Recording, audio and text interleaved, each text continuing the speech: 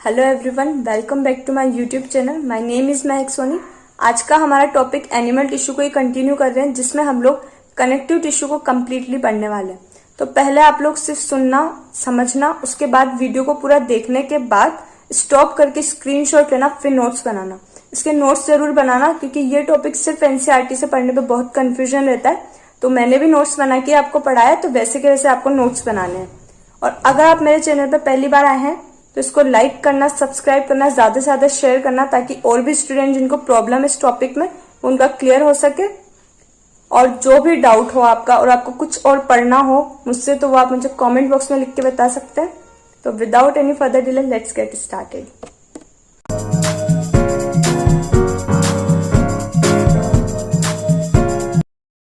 आज का हमारा टॉपिक है कनेक्टिव टिश्यू। इसमें भी पहले समझना है, फिर नोट्स बनाना, बाद में स्क्रीनशॉट लेके। ठीक है, स्टार्ट करते हैं। तो हमारा जो कनेक्टिव टिश्यू होता है वो किस किस से मिलके बना होता है? फाइबर्स, मैट्रिक्स और सेल्स से। फाइबर्स हम लोग दो तरह के पढ़ेंगे, कोलेजन फाइबर और इलास्टिक फाइबर। अब हमारा कोलेजन फाइबर जो होता है वो किससे मिलके बना होता है? Collagen protein. नेचर में कैसा होता है? In elastic in nature. Colour में कौन सा होता है? वाइट कलर होता है और अनब्रांच्ड होता है। Then elastic fibre. Elastic fibre नाम से पता लग रहा है इसमें कौन सा प्रोटीन होगा? इलास्टिन प्रोटीन होगा। नेचर में क्या होगा? इलास्टिक होगा, मतलब हम इसको खींच सकते हैं। कलर कौन सा होगा इसका? येलो कलर का होगा और ये ब्रांच्ड होगा। Then matrix. जो मैट्रिक्स है उसको हम लोग ग्राउंड सब्सटेंस भी बोलते हैं, जिसमें कि हमको ग्लाइकोप्रोटीन और हाइलुरोनिक एसिड मिलेगा। Then cells. इसमें हम लोग सेल्स पढ़ेंगे, fibroblast cell, mast cell, macrophages, plasma cell और एडिपोसाइट्स। 5 टाइप के सेल्स पढ़ने वाले हैं। फाइब्रोब्लास्ट मतलब जो फाइबर बनाएगी और मैट्रिक्स का सिंथेसाइज करेगी।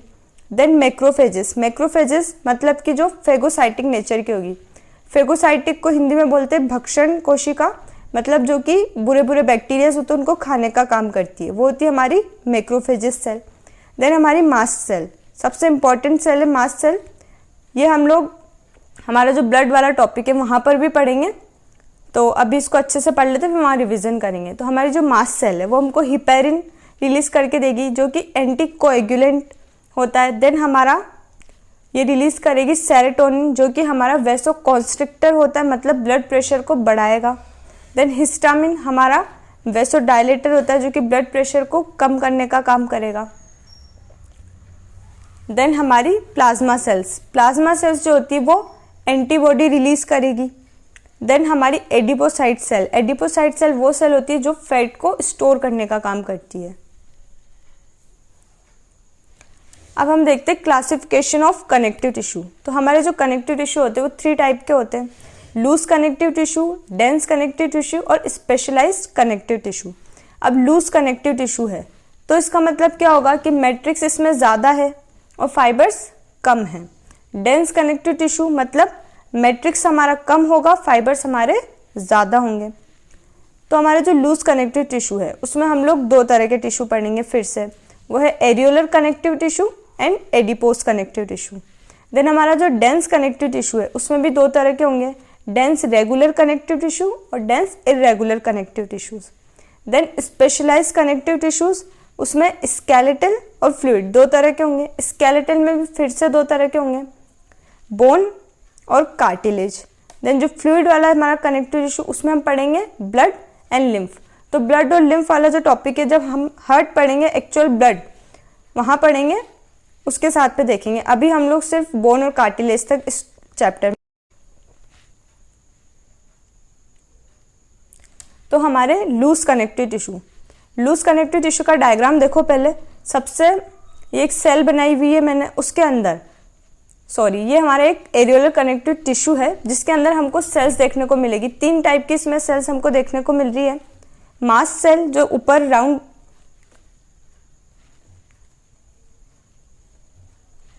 ये हमारी मास्ट सेल, ठीक है। ये हमारा जो पाइप जैसा दिख रहा है ये हमारी कोलाजन फाइबर बना रही, इसके अंदर जो फाइबर निकल रही है, तो कोलाजन फाइबर पूरी मिला के ये क्या हो जाएगी? फाइब्रोब्लास्ट सेल, ठीक है।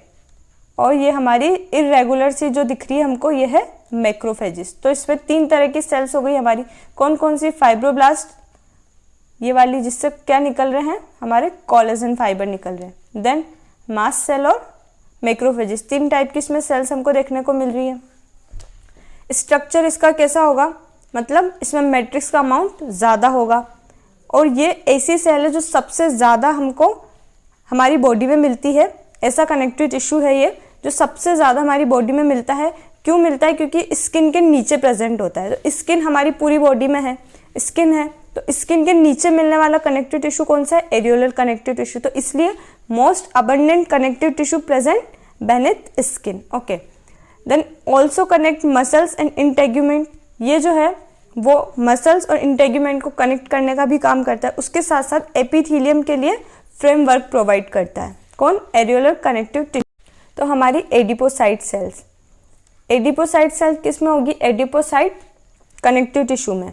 ये हमारी एडिपोसाइट सेल्स, जिसके अंदर हमको क्या एक ही लोक्यूल देखने को मिल रहा है, तो इसको क्या बोलेंगे हम लोग? मोनोलोक्यूलर एडिपोसाइट। अगर इसमें फैट होगा जो यहाँ भरा हुआ है, अगर फैट इसमें आ गया तो क्या हो जाएगी? Fat laden adipocyte. स्ट्रक्चर इसका क्या होगा? अब हमारी जो एडिपोसाइट कनेक्टिव टिश्यू तो वो लूज कनेक्टिव टिश्यू के अंदर ही रहा है, तो मतलब मैट्रिक्स इसमें ज़्यादा होगा, फाइबर्स इसमें कम होंगे। सेल्स कौन कौन सी होगी? फाइब्रोब्लास्ट होगी और एडिपोसाइट्स होगी। फंक्शन इसका क्या हो जाएगा? Storage of fat. अब टाइप्स ऑफ फैट, हमारे फैट भी जो है वो 2 तरह के होते हैं। एक हमारा होता है वाइट फैट, एक होता है हमारा ब्राउन फैट।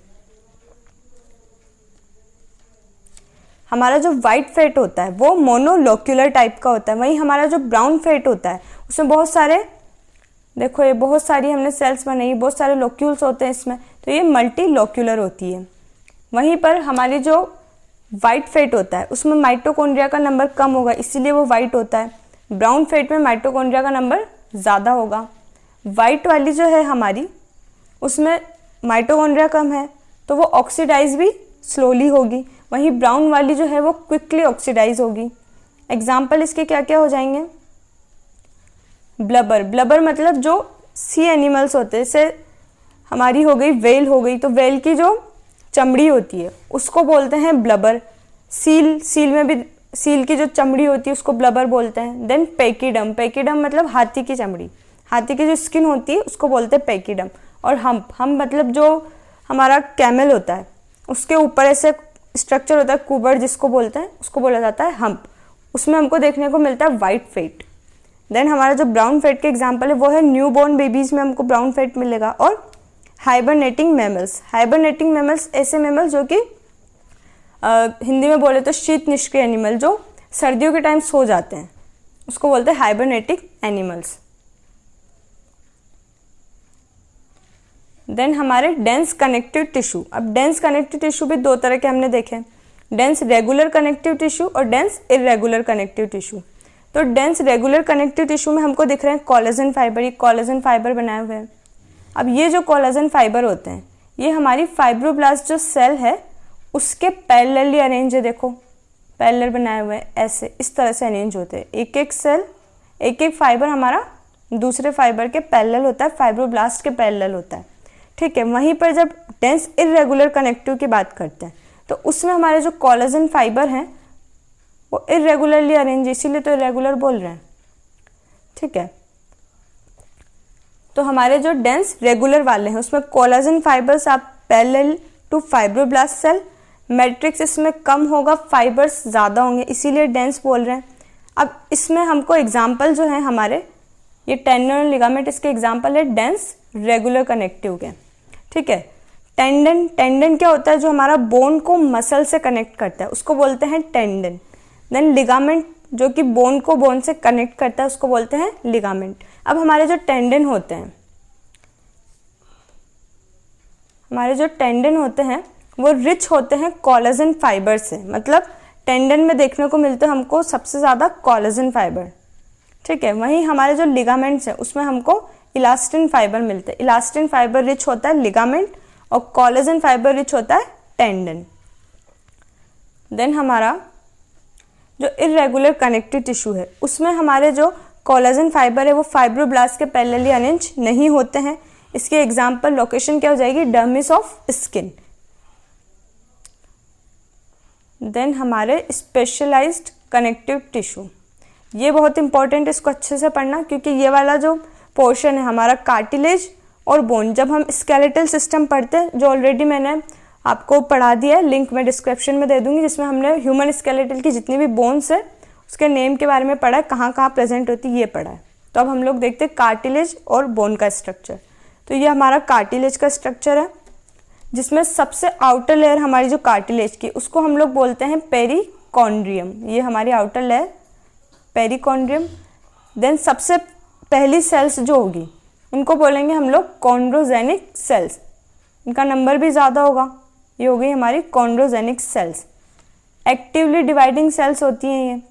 फिर उसके बाद जब ये मैच्योर हो जाएंगी तो ये बनाएगी कॉन्ड्रोब्लास्ट सेल, जो कि एक्टिवली सिक्रीट करती है मैट्रिक्स का और फाइबर्स का। फिर ये और मैच्योर हुई, फिर ये स्ट्रक्चर बनाएगी एक लेक्यूना, जो कि फ्लूइड फिल्ड कैविटी होती है, जिसके अंदर हमारे कॉन्ड्रोसाइट सेल होते हैं, ऐसे सेल्स जो कि एक्चुअल जो हम स्ट्रक्चर पढ़ रहे हैं हमारा कार्टिलेज फॉर्मिंग सेल्स, वो होती है लेक्यूना के अंदर, कॉन्ड्रोसाइट्स। ठीक है, तो हमारा जो कार्टिलेज है उसमें प्रोटीन कौन सा होगा, कॉन्ड्रिन प्रोटीन होगा।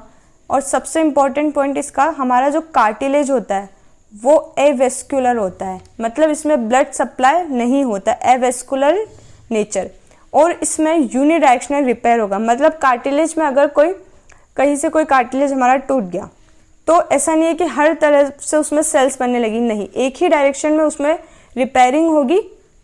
तो ये यूनिडायरेक्शनल रिपेयर होता है हमारा कार्टिलेज।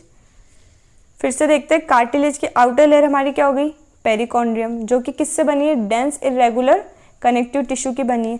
फिर उसके बाद हमारी आएगी कॉन्ड्रोजेनिक सेल्स, जो कि एक्टिवली डिवाइडिंग सेल्स है, वो मैच्योर होगी तो क्या बनाएगी, कॉन्ड्रोब्लास्ट सेल बनाएगी, जो कि सिक्रीट करेगी किसका, मैट्रिक्स का और फाइबर्स का।